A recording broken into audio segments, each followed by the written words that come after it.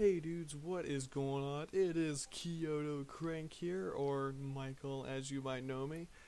Um, I just want to start this commentary video, I guess you could call it, with saying that this whole voice recording that I'm doing right now, it is 100% unscripted. Like, I have nothing written down. I've got like a vague idea of what I want to say and how I'm gonna say it, but everybody knows that it's not going to go any way how I would plan it if I were to. So, improvising master here, or as I like to think. Um, there were a couple people who, well, how few people it was, who were interested in wanting or asking me what kind of things had influenced my art style and some things with my character design with my main OC I use as my persona, Thomas. Um, for what I can say, the inspirations that I have, there are some people I follow over on Twitter, which I don't really post on Twitter very often, for those of you who may have seen my Twitter. I don't post very often, but I follow so many people. But anyway, Top Spin the Fuzzy over on Twitter, he is probably one of my biggest inspirations or influences. I really love his art style, and he kind of inspires me to want to get in animation, which I'm going to try to do soon. Um, and Scott Pilgrim is another one, which you can't really see it very much in my style, but it's there. You'll probably notice some like small little things if you were to look for it. Because with my whole art style is, I don't want to try to like pull things directly from how other people do them. When I first started doing my own 100% original work back in like 2015, 2016, I don't even know, man. I have a terrible concept of time. But however long it was ago that I started doing my 100% original stuff, um, I wanted to try to be as far-fetched as I could. Like, if there was someone who I had seen had done this thing with the eyes, or this thing with hands, or this thing with clothing folds, I wanted to, like, completely avoid that, do something way on the other end of the spectrum to be 100% original and not get crucified for stealing someone else's style, because there's people out there who do that, um, and I didn't want to be one of those people. So I wanted to be completely original and do my own thing and start doing my own stuff. And I'm being very repetitive here, and I apologize, but like I said, it's completely unscripted. Well, for those of you who are just starting out with doing this kind of thing, don't really worry about your art style in the very beginning. You might pull a lot of inspirations, kind of like I do, but don't try to throw yourself so far out there like I did in the beginning, because you're not going to get very far. Instead of focusing on improving, you're going to be focusing on not looking like everybody else, and that's not really what you want to do. So I feel like I could be a lot further if I had started a lot sooner with working on like anatomy, I guess. Um, as for the character design with my main OC persona Thomas, the yellow three-quarter mask and the blue hoodie and all of that, I am a huge Dragon Ball nerd. So the like little antenna he's got coming off the top of his head is from Majin Buu from Dragon Ball, the big pink dude.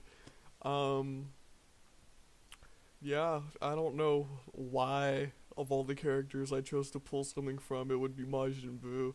I guess because he seemed really outlandish to me, and I made Thomas when I wanted to be so far from everything else and make everything my way and do my own thing with my style, so I guess that's why I did it.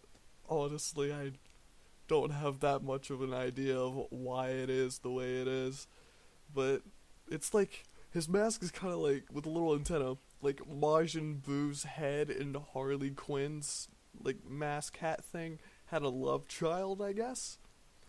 And I don't even know where only the left eye, or yet left eye in the left ear are shown. I have no idea where that came from. I guess I just wanted to be one of the cool kids, I guess. Other than that, it's just he's pretty average and normal like I am, I guess. Because, some people have these uber awesome, amazing things about them, and then the rest of their personality's kind of pretty bland. I guess that's kind of what I wanted to do with Thomas, is he's got the mysterious kind of thing going on with his head and his face and all that nobody sees, but oh, that's a cool mask. And other than that, he's just an average Joe. He's a pretty normal dude. Yeah, that's about it that I really have to say, but let's see if I could stretch this for a few more minutes, because video editing purposes. I don't know, with digital art kind of, I don't know why I chose digital art over traditional, because I was so used to like pencil and paper and ink and all that good stuff, starting out freshman year in high school. I did everything on pencil and paper and ink because I wanted to be like the head honchos of way back in the day, like Picasso or Monet or Marx, all those cool guys. I think Marx is an artist. I might be making that up. I don't remember. I didn't pay very much attention in art history class. But I wanted to kind of be like those guys. It's like, I'm going to start everything on pencil and paper, and I'm going to work my way up, and I'm going to go to the store and buy canvases and paints and stuff, and I'm going to be a traditional artist. But in the past year or so, when I started getting in digital art, I didn't have the room for actually painting stuff. So I guess that's why I kind of started doing it. Because, I gotta have this stand for my paint, and I've gotta go hang this canvas somewhere where nothing's gonna touch it or get dusty or anything, because I don't want to ruin the drying paint. So I was in a cramped, tiny little room, and I didn't have room for that.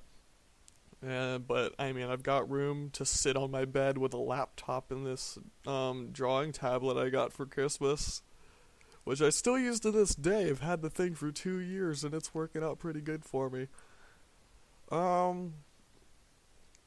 But yeah, other than that, I can't really think of anything. So a few tips for everybody is just don't try to be 100% original at first, because then you won't be able to pull any inspirations from anybody, and you might not be able to learn things as you should in your own time. And just the biggest thing I really have to say is just whatever you're doing with art, just have fun with it. Because if people are saying, oh, can you do this for me, or oh, you should go doing that, don't do it. Do your own thing, be your own person. You don't have to listen to them, because there's no point in doing art if you don't like it. And just be creative with it, man. Don't do everything that's been done into the ground. Granted, you can if you really absolutely want to, but like with photorealistic paintings, I don't like photorealistic paintings personally. Like that tree that's out there, that's pretty cool, and man, that's awesome. You can recreate it like it's a photo, but that's boring. I can go outside and see a tree. I don't want to come into a museum and see a painting of a tree when there's one right outside. I know what a tree looks like. People need to be more creative than painting trees exactly how they look. But I understand that people do that to learn like shadows and stuff. But once you get over like the learning aspect of it, just kind of do it. Go for it, man. Go wild, go crazy. Slap some paint on a metaphorical canvas. Or maybe if it's real paint instead of metaphorical paint, it'd be a good idea to put it on a real canvas instead of a metaphorical one. I don't know, man. If you want to slap real paint on a fake canvas that isn't there and accidentally put it on your wall, hey, man, that's accent for your wall. That's something that nobody else has done before, probably, maybe. I don't know. I apologize for going off on so many tangents in such a short span of time. Like I said, this whole thing is completely unscripted and I'm rambling on too long. Anyways, I'm planning on probably doing one of these a week if enough people are interested in it. If you made it this far in this video with my spiel, I thank you very much from the bottom of my heart. You can't see it, but I'm putting my hand on my chest to let you know that it's coming from the bottom of my heart. Peace out.